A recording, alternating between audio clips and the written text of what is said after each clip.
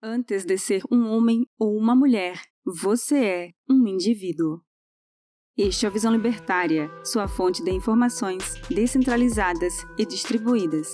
A nova esquerda elegeu como vilão o estereótipo masculino. Somado a isso, ela impôs a visão de que o Estado é o protetor dos oprimidos. O que é o Estado, entretanto, senão uma máquina violenta governada pelos piores tipos de homens?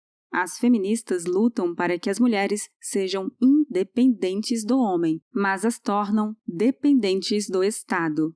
Poucas mulheres querem estar na política, não importando quantas mil cotas sejam exigidas por lei. Um número reduzido de mulheres sacrificaria o casamento e o convívio com os filhos em troca de festas badaladas com políticos ou horas e mais horas de reuniões em gabinetes. Ao combaterem a tal masculinidade tóxica, as mulheres estatistas se tornaram as secretárias dos políticos que se sentem no direito de governar outros seres humanos. Não é somente a misoginia masculina que piora o mundo. Existem consolidadas no falso moralismo da nova esquerda condutas que reforçam a misandria da mulher.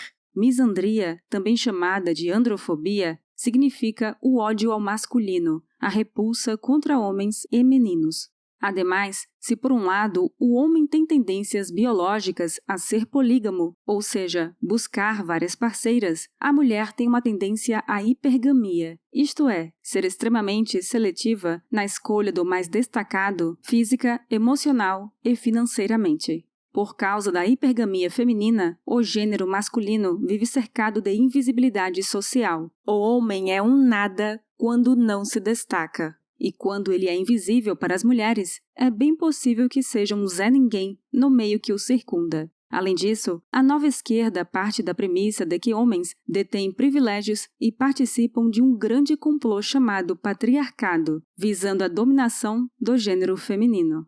Bem, a organização desse tal patriarcado parece deveras fajuta. Afinal, homens não vivem tão melhor que mulheres como elas são levadas a crer.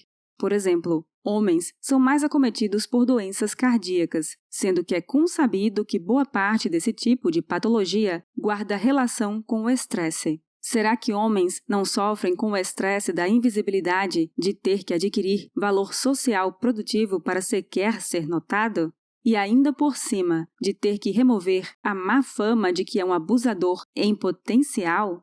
É falso presumir que apenas os homens criam guerras entre países. Por trás de homens no poder estão suas esposas apoiando e incentivando suas decisões, sem mencionar que mulheres também ocupam cargos no serviço público da máquina do Deep State, o Estado profundo, o qual sempre caminha no sentido de mais totalitarismo. Como colocar a culpa do totalitarismo apenas em homens? E não são as mulheres hoje quem mais apoiam partidos totalitários de esquerda? Veja como são raras as mulheres libertárias, mas como são abundantes as esquerdistas. Em seu livro The Myth of Male Power, que em tradução livre é O Mito do Poder Masculino, o escritor Warren Farrell apresenta argumentos de como o homem é mais descartável na sociedade do que as mulheres. O autor trata os heróis de guerra pelo que eles realmente são, escravos de guerra. São os homens jovens quem são escravizados na guerra. São os veteranos quem sofrem com estresse pós-traumático.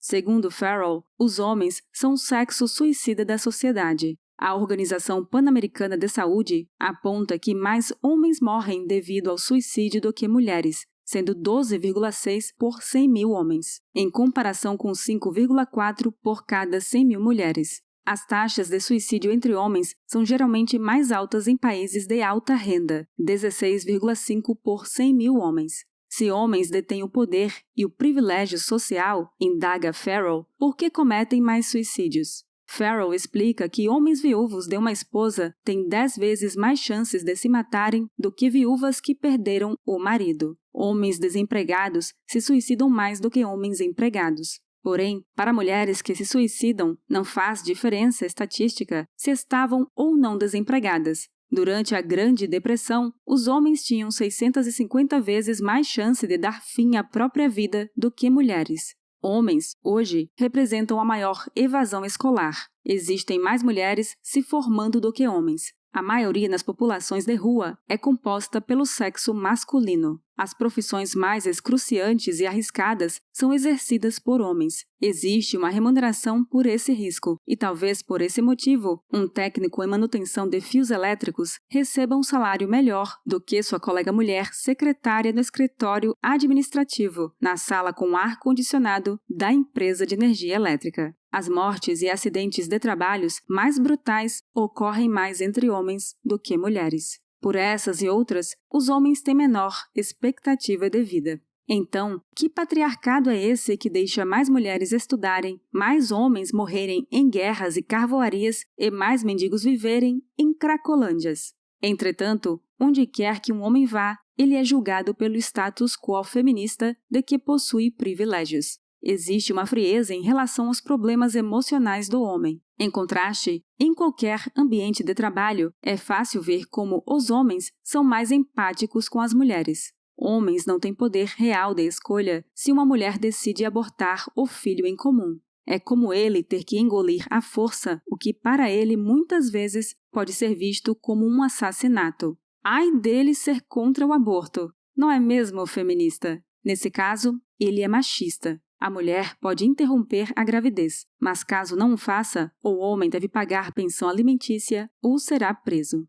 É impressionante como todo comportamento ruim é sempre designado como machista, mesmo se tal comportamento for feito por mulheres. A mulher é ciumenta? Ah, é por causa da cultura machista. A mulher é agressiva? Ah, ela está sendo influenciada pela masculinidade tóxica. E os homens foram igualmente doutrinados pela esquerda. Eles adotam o discurso de que são as mulheres que humanizam o ambiente. Afinal, o homem não deve ser humano, ou, na melhor das hipóteses, deve ser um sub-humano. A masculinidade está sendo desumanizada. No longo prazo, os meninos terão crise existencial quanto ao seu valor na sociedade. O socialismo igualitarista veio com força para as mulheres, pois há muito mais recursos públicos e leis para elas do que para os homens. Não existem programas de proteção de homens e meninos vítimas de violência doméstica e de abuso sexual. Considerando o axioma de que o ser humano se move por incentivos e sabendo que a lesão provocada por uma mulher não é juridicamente relevante para o Estado, os homens simplesmente deixam de registrar ocorrências policiais na vasta maioria das vezes em que são agredidos. Meninos de 12 e 13 anos são frequentemente abusados por mulheres mais velhas. Porém, esses meninos, quando se tornam jovens, passam a crer que tiveram a sorte de perder a virgindade cedo. Procure relatos ou converse com alguns amigos e talvez se surpreenderá com o tanto de histórias nesse sentido. Em algum momento da civilização moderna, os homens não ajudaram tanto com os afazeres de casa, focando mais na profissão, ao passo que mulheres tinham a chamada dupla jornada, cuidando do filho e saindo para trabalhar. Ao invés de resolverem na vida privada um problema de gestão do relacionamento, as mulheres levaram para o papai Estado essa aresta. Hoje, o homem tem que trabalhar 5 anos a mais para se aposentar. Não importa se ele for solteiro ou mesmo se tiver a guarda do próprio filho.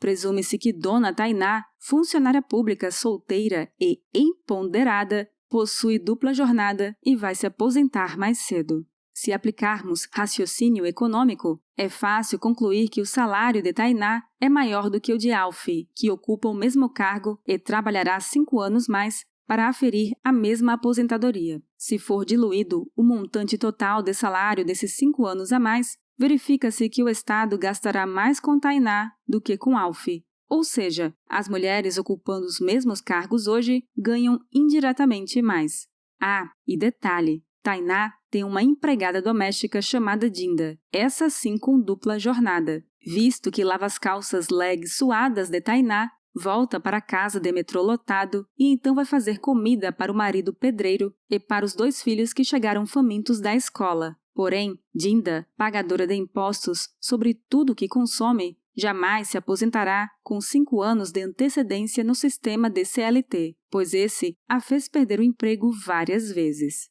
É claro que é impossível, a miúde, para o homem se colocar na pele da mulher e saber o que ela passa. As piadinhas que a incomodam, as fofocas maldosas, várias das quais ditas pelas próprias mulheres rivais, os assédios e toques invasivos dos homens, o abuso intimidador da força física.